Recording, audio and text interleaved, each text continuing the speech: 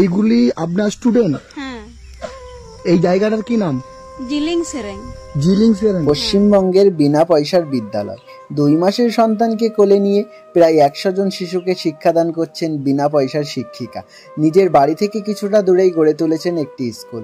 সকাল থেকেই শুরু হয়ে যায় স্কুল, ছুটি হলেই তারপর বিনা পয়সার শিক্ষিকা শুরু করেন বাড়ির কাজকর্ম। আজ থেকে নয়, সেই 2020 সাল থেকেই এভাবেই শিক্ষার আলো সমাজে ছড়িয়ে দিচ্ছেন। আদিবাসী গৃহবধূ মালতী মুর্মু পুরুলিয়া জেলার অযোধ্যা পাহাড়ের হিলটপ থেকে প্রায় 25 কিলোমিটার দূরে বিচ্ছিন্ন এক গ্রাম জেলিং সেরেং। পাহাড়ের কোলে দাঁড়িয়ে ছোট্ট এই গ্রামে রয়েছে 95টি পরিবার। এই গ্রাম থেকে সরকারি বিদ্যালয় বেশ দূরে হওয়ায় বাচ্চারা স্কুলে যেতে সমস্যায় পড়ে। 2020 করোনাকালে লকডাউনের সময় সকলে যখন বইয়ের পাতা থেকে চোখ সরিয়ে নিয়েছে, ঠিক তখনই তিনি সিদ্ধান্ত নেন, আমি এই গ্রামের ছেলে মেয়েদের বিনা পয়সায় পড়াবো। জানা গেল এই গ্রামের প্রায় প্রাপ্তবয়স্ক সকল মানুষ পড়াশোনা জানে না। এই স্কুলেই পড়াশোনা করে দিদিমণির আরও একটি ছেলে। কয়েকজনকে নিয়ে 2020 সালে শুরু করেছিলেন এই বিনা পয়সার বিদ্যালয়। তারপর থেকে ধীরে ধীরে গ্রামের সমস্ত শিশুরা পড়াশোনা শুরু করে মালতী দিদিমণির কাছে। শিক্ষিকা মালতী দেবীর স্বামী পেশায় একজন কৃষক কাজ করেন। প্রথম দিকে স্বামীর আপত্তি থাকলেও মালতী দেবীর ইচ্ছা শক্তির কাছে স্বামী সহমত পোষণ করে।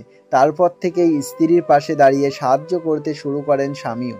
প্রতিকূল পরিবেশকে কাটিয়ে বর্তমানে মালতী দিদিমণি শুধুমাত্র এই গ্রামের গর্ব নয়, বরং আমাদের গোটা ভারতবর্ষের গর্ব। এটা স্কুল? হ্যাঁ। কে বানিয়েছে? আমরা। আপনারা? হ্যাঁ। এই গ্রামেতে কতগুলো বাড়ি আছে?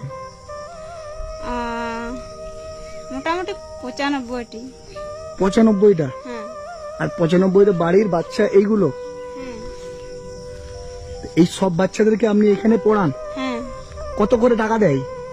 বেতন পান আপনি? না। বেতন পান না? না। এই বাচ্চাটার কত মাস বয়স? 2 মাস। 2 মাস বয়স? হ্যাঁ। এই জায়গাটা মানে আমাদের নর্মালি ভূমিপৃষ্ঠ থেকে 1000 ফুট উপরে, এবং এখানে মানে পড়াশোনা বলতে কিছুই জানতো না বাচ্চারা বা মা বাবারা। তার জন্যে আমি ভেবে চিন্তে আমি বাচ্চাকে পড়াচ্ছি। তোমরা ভালো আছো? বাংলা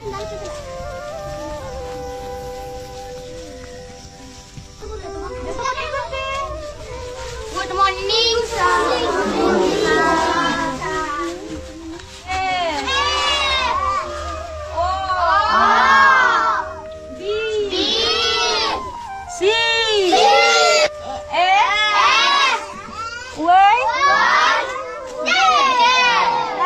আপনার এতগুলো বাচ্চার দায়িত্ব নিয়েছেন?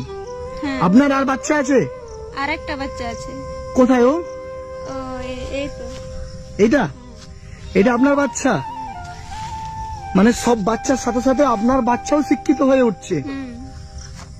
তো এই যে এতগুলো বাচ্চার দায়িত্ব নিয়েছেন, কেন, কি দরকার ছিল ছোট্ট একটা বাচ্চাকে কোলে নিয়ে এই যে সকালবেলা ভোরবেলা উঠে আপনি এতগুলো বাচ্চাকে এই পড়াশোনার দায়িত্ব নিয়েছেন? সেটা কেন, কি দরকার ছিল সমাজে এত কিছু করার? আপনার বাড়িও তো কাছাকাছি। তো আপনার বাড়িতে কে কে থাকে? আমার স্বামী, আমার 2টো বাচ্চা আর আমার শ্বশুর আছে। তো আপনার স্বামী, আপনার শ্বশুর এনার আছে, শাশুড়ি নেই?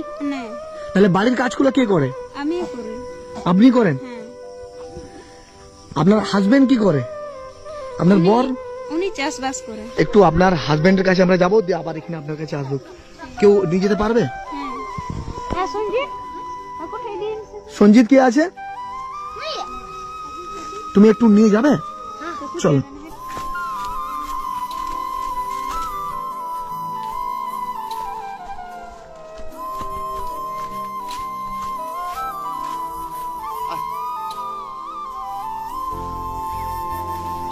ওই যে ম্যাডাম ওখানে পড়াচ্ছে, হ্যাঁ, আপনি কি আপনার ওয়াইফ? হ্যাঁ হ্যাঁ, আমার ওয়াইফ। আর এটা কাদের জমিতে হাল দিচ্ছ? এটা আমাদের এই জমিতে। আমাদের তো চাষবাস না করলে নির্ভর করা যায় না। হ্যাঁ, মানে এই মানুষটার জন্যই হয়তো ও এত বড় কাজটা করতে পারছে। আর এই যে গরু দিয়ে নাঙল দিয়া, তো